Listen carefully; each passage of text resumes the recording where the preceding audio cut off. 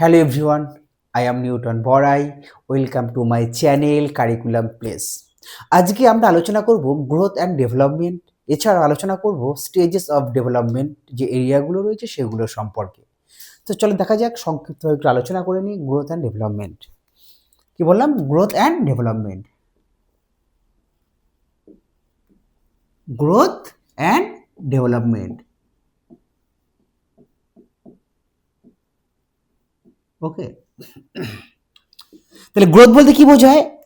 Growth হলো যেখানে হচ্ছে ফিজিক্যালি যে ইনক্রিজ বা বডি স্ট্রাকচার, যে তার ইমপ্রুভমেন্ট, যেমন কোনো ব্যক্তির তার যে আকার, আয়তন, উচ্চতা যে ইনক্রিজ হচ্ছে তাকে বলা হয় গ্রোথ। আর ডেভেলপমেন্ট বলতে কি বোঝায়? ব্যক্তির আকার, আয়তন, উচ্চতা বৃদ্ধি হওয়ার সাথে সাথে যখন ব্যক্তি সেগুলোকে দিয়ে সঠিকভাবে কার্য সম্পাদন করতে সক্ষম হবে তাকে বলা হয় ডেভেলপমেন্ট। ওকে, তাই গ্রোথ কি? গ্রোথ হচ্ছে increasing size, increasing increasing size. কি বললাম? Increasing size, weight, height. Okay, কোনো ব্যক্তি যে সাইজ, ওয়েট, হাইট এবং বডি স্ট্রাকচারের মধ্যে যে তার চেঞ্জেস, যে পরিবর্তন আসে তাকে বলা হয় গ্রোথ। আর ডেভেলপমেন্ট হয়েছে তার ওভারঅল ডেভেলপমেন্ট, কার্য সম্পাদনে সক্ষম হওয়া যে কোনো কাজের ক্ষেত্রে। যেমন যদি বলা হয় কগনিশন, কগনিশন কগনিশনে সে থিঙ্কিং করছে, thinking, reasoning.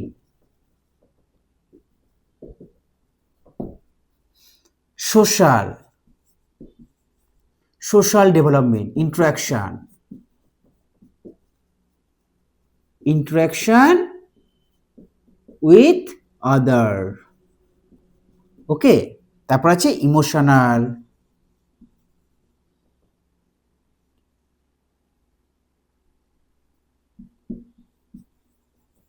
Development. Okay, growth is a not a continuous process. তাহলে বৃদ্ধি কিন্তু কন্টিনিউয়াস প্রসেস নয়। কেন নয়? বৃদ্ধি জন্ম থেকে একটা নির্দিষ্ট স্তর পর্যন্ত সে পৌঁছাতে পারে, তারপর স্টপ হয়ে যায়। তার জন্য কিন্তু গ্রোথকে বলা হয় না যে এটি কন্টিনিউয়াস প্রসেস। ওকে, এটি নট এ কন্টিনিউয়াস প্রসেস। কিন্তু ডেভেলপমেন্ট ইজ এ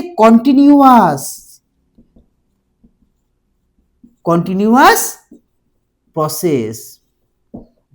ব্যক্তি তার জন্ম থেকে মৃত্যু মুহূর্তের আগে পর্যন্ত তার কিন্তু তার ডেভেলপমেন্ট হচ্ছে, এটাকে বলা হয় একটি অনগোয়িং প্রসেস, অনগোয়িং। ওকে, বিকাশ তার যে পরিধি সেটা কিন্তু একটা ব্রড এরিয়া, যেখানে কোনো লিমিটেড এরিয়া নয়, একটা ব্রড ভিউ। বৃদ্ধির ক্ষেত্রে কিন্তু আমরা বৃদ্ধিকে কিন্তু সহজে আমরা মেজার করতে পারি। কি বলে?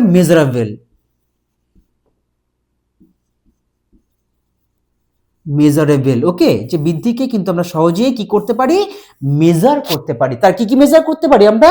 কোনো ব্যক্তির তার সাইজ, হাইট, ওয়েট কিভাবে ইনক্রিজ হচ্ছে সেগুলো কিন্তু সহজেই কিন্তু আমরা মেজার করতে পারি। এই কারণে গ্রোথকে বলা হয় কোয়ান্টিটেটিভ প্রসেস। কি বললাম? Quantitative process. কেন বলা হয়? কোনো ব্যক্তি তার যে আকার, আয়তন, যে উচ্চতা বৃদ্ধি হচ্ছে সেগুলোকে কিন্তু সহজেই আমরা মেজারমেন্ট করতে পারি।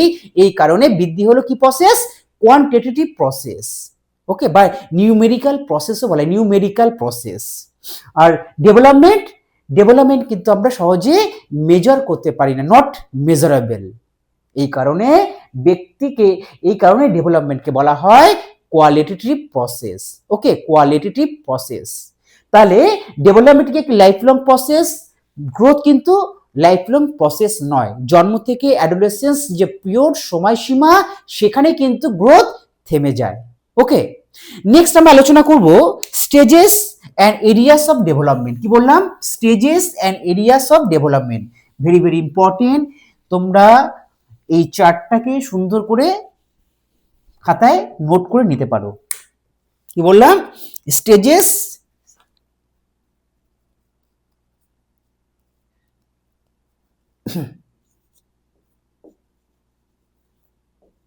stages and areas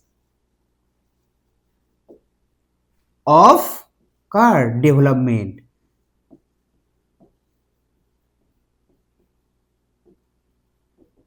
ওকে, এই চারটাকে তোমরা সুন্দর করে খাতায় নোট করে নিতে পারো। তাহলে কি কি স্টেজেস রয়েছে? কি কি স্টেজেস রয়েছে? নাম্বার 1 হলো প্রিনেটাল, কি বললাম? Prenatal development. Prenatal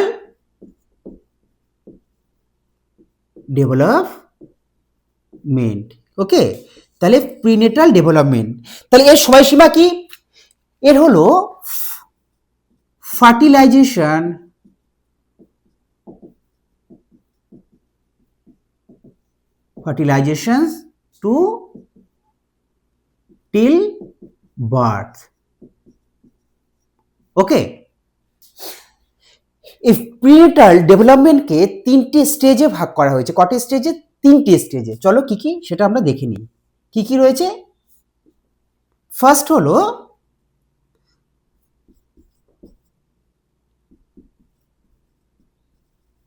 period of zygote. কি বললাম? Period of zygote. এর সময়সীমা হলো ফার্টিলাইজেশন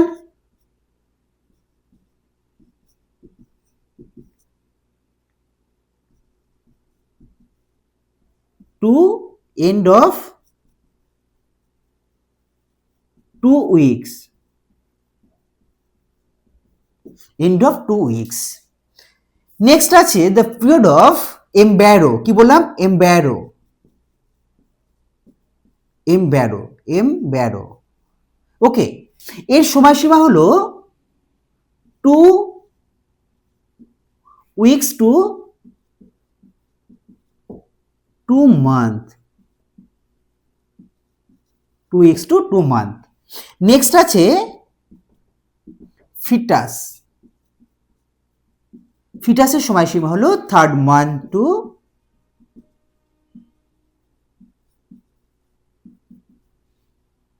till birth, ওকে। তাহলে এটা প্রিনেটাল ডেভেলপমেন্টের তার স্টেজেস গুলো। নেক্সট আমরা আসবো প্রিনেটাল হয়ে গেল। নেক্সট আসবো আমরা ইনফ্যান্সি। কি বললাম? ইনফ্যান্সি। তাহলে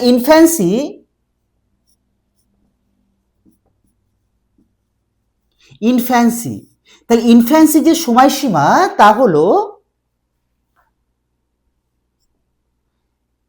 0 থেকে 1 ইয়ার, ওকে। 0 থেকে মানে কোনো ব্যক্তির জীবনের যে তার প্রথম 1 বছর শিশুর, তাকে বলা হয় কি? ইনফ্যান্সি। তাহলে শিশু ইনফ্যান্সি কোনটা? ইনফ্যান্সি বলতে বোঝায় জীবনের প্রথম যে 1 বছর, সেটাকে বলা হয় ইনফ্যান্সি, ওকে। সেটা সময়সীমা হলো 0 থেকে 1 ইয়ার। Next number 3 বেবিহুড। বেবিহুডের সময়সীমা হলো 1 থেকে 2 ইয়ার। কি বললাম? 1 থেকে 2 বছর যে সময়সীমা, তাকে বলা হয় বেবিহুড। নেক্সট হয়েছে চাইল্ডহুড। নেক্সট আসবো আমরা চাইল্ডহুড।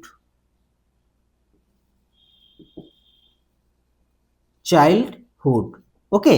এই চাইল্ডহুডের সময়সীমা হলো 3 থেকে 13, ওকে। এই চাইল্ডহুডকে আবার 2টি ভাগে ভাগ করা হয়েছে। কি বললাম? চাইল্ডহুডকে কটি ভাগে ভাগ করা হয়েছে? 2টি ভাগে ভাগ করা হয়েছে। একটি হলো আর্লি চাইল্ডহুড,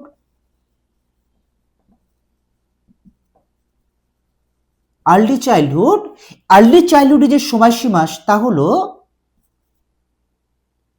হলো 2 থেকে 6। সরি, এটা 2 থেকে, তোমরা 2 থেকে বলতে পারো বা 3 থেকেও বলতে পারো, কোনো অসুবিধা নেই। তাহলে সময়সীমা হলো 2 থেকে 6 বছর। Next late childhood.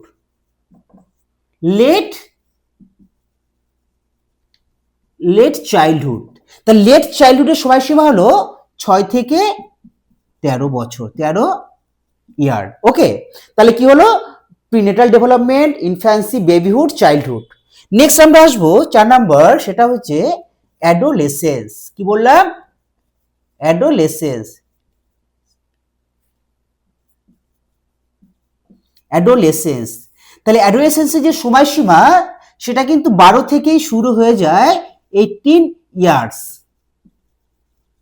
18 ইয়ার্স, তাহলে 12 থেকে 18 বছর সময় থেকে কিন্তু আমরা অ্যাডোলেসেন্স পিরিয়ডকে কিন্তু ধরে নিতে পারি। ওকে, নেক্সট আসবো আমরা নাম্বার 5, 5 নাম্বারে আসবো আমরা, কি আছে? অ্যাডাল্টহুড। অ্যাডাল্টহুড, তাহলে অ্যাডাল্টহুডের যে সময়সীমা সেটা হলো 19 থেকে 45 ইয়ার্সের মধ্যে যে সময়সীমা সেটা হলো অ্যাডাল্টহুড। নেক্সট আসবো মিডিল এজ। মিডিল এজ, তাহলে মিডিল এজের সময়সীমা কত? মিডিল এজ শুরু হয় 45 ইয়ার্স, তাহলে কি বিগিনিং অ্যারাউন্ড 45 ইয়ার্স। তাহলে মিডিল এজের যে সময়সীমা সেটা কবে থেকে শুরু হচ্ছে? Beginning around 45 years. Okay, next, তবে এই মিডিল এজের ক্ষেত্রে কিন্তু কোনো ব্যক্তির মধ্যে সে কিন্তু ফিল করে, কি ফিল করে? Old age. বয়স্ক ব্যক্তিরা যে ব্যবহারগুলো করে, যে অ্যাটিটিউড করে, সেগুলো কিন্তু এই মিডিল এজ থেকে কিন্তু তার মধ্যে লক্ষ্য করা যায়। সে ফিল করে তার অনেক বয়স হয়ে গেছে, এই ধরনের যে অ্যাটিটিউড, যে থিঙ্কিং, তার আচরণের মধ্যে কিন্তু লক্ষ্য করা যায় এই মিডিল এজের ক্ষেত্রে। ওকে, তারপর আসবো আমরা ওল্ড এজ। কি বললাম? ওল্ড এজ, তাহলে ওল্ড এজের শুরু হচ্ছে 65 অনওয়ার্ডস। কি বললাম? 65 ইয়ার্স থেকে কিন্তু এই বার্ধক্যকাল শুরু হচ্ছে। ওকে, তাহলে যে stages and areas of development গুলো রয়েছে সেগুলি হলো কি কি রয়েছে? Prenatal development. প্রিনেটাল ডেভেলপমেন্টকে 3টে স্টেজে ভাগ করা হয়েছে: পিরিয়ড অফ জাইগট, তারপর period of embryo, period of foetus. তাহলে জাইগট হয়েছে কি? জাইগট হয়েছে fertilization to end of 2 weeks, তারপর এমব্রায়ো হয়েছে 2 উইকস টু 2 মান্থ, ফিটাস হয়েছে 3rd month two till birth. তারপর আছে ইনফ্যান্সি। ইনফ্যান্সি যে সময়সীমা সেটা হয়েছে 0 থেকে 1 বছর। তারপর বেবিহুডকে 1 থেকে 2 বছর বেবিহুডকে ধরা হয়। বেবিহুড একটি ব্রড এরিয়া শৈশব স্তরের মধ্যে। চাইল্ডহুডকে 2টি স্তরে ভাগ করা হয়েছে। কি কি? Early childhood, late childhood. Early childhood সময়সীমা 2 থেকে 6 বছর। লেট চাইল্ডহুড তার সময়সীমা 6 থেকে 13 বছর। অ্যাডোলেসেন্সের সময়সীমা 12 থেকে 18 বছর। তারপর অ্যাডাল্টহুড 19 থেকে 35 বছর যে সময়সীমার অ্যাডাল্টহুড। মিডিল এজের সময়সীমা হলো 35 বছর পর থেকে এই মিডিল এজ শুরু হয়। নেক্সট ওল্ড এজ 65 ইয়ারের পর থেকে বার্ধক্যকাল শুরু হয়। ওকে, এই ছিল ইম্পর্টেন্ট স্টেজেস। ওকে, ডেভেলপমেন্টের ভেরি ভেরি ইম্পর্টেন্ট। তোমরা এগুলোকে সুন্দরভাবে নোট করে নিতে পারো। ওকে, যদি তোমাদের ভিডিওটি ভালো লাগে তোমরা অবশ্যই সাবস্ক্রাইব করবে, লাইক করবে। ওকে, তো নেক্সট যে ভিডিওতে সেখানে আমি আরো গুরুত্বপূর্ণ তথ্য নিয়ে আসবো। Thank you, all the best.